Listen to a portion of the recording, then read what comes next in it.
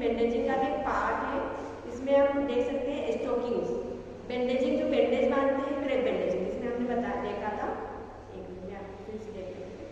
ये crepe bandage है, इसमें मैंने आपको बताया था कि हाथ में कैसे रोटेट करते हैं, बैंडेज कैसे बांधना है।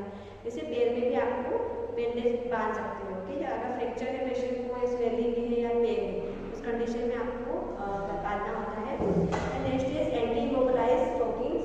ये स्टोकिंग्स होते हैं, आपने नहीं देखा होगा, जब पेशेंट को डीवीटी की प्रॉब्लम होती है, जिसको बोला जाता है डीप वेन थ्रोम्बोसिस, पैर में नसें उभर के बाहर आ जाती है, बड़ी हो जाती है, गुच्छा टाइप बन जाता है, जिसकी वजह से पेशेंट को हमें, जब पेशेंट लॉन्ग टाइम तक खड़े रहता है तब पेशेंट को बहुत सीवियर पेन होता है। तो उसके लिए स्टोकिंग्स होते हैं, स्टोकिंग्स सॉक्स के जैसा होता है, जो टाइट होता है, जो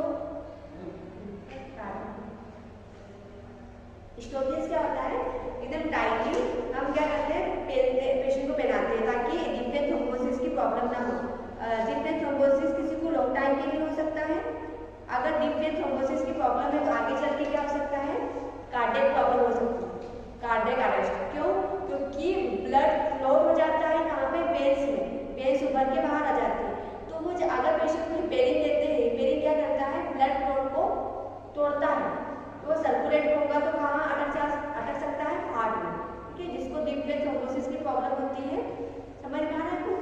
पेट में नसों में क्या होता है, खून जम जाना, तो वो उन कंडीशन में उस पेशेंट्स को हार्ट अटैक आने की प्रॉब्लम हो सकती है आगे चल के। ओके, तो उनमें प्रिवेंट करने के लिए, दर्द कम करने के लिए, स्वेलिंग कम करने के लिए आप क्या यूज करते हैं, स्टोकिंग्स, जो पेशेंट हमेशा पहन के रखते हैं।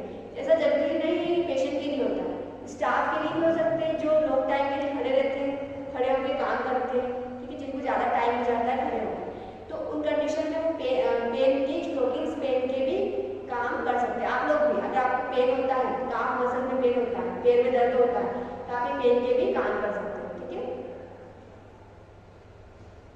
एंटीमोबिलाइज स्टोकिंग्स ऐसी सर्कुलेशन बहुत एक्टिविटी, जब आप ये देखो स्टोकिंग्स पहन रहे हैं, स्टोकिंग क्या रहता है, एंटी इम्बोलिज्म।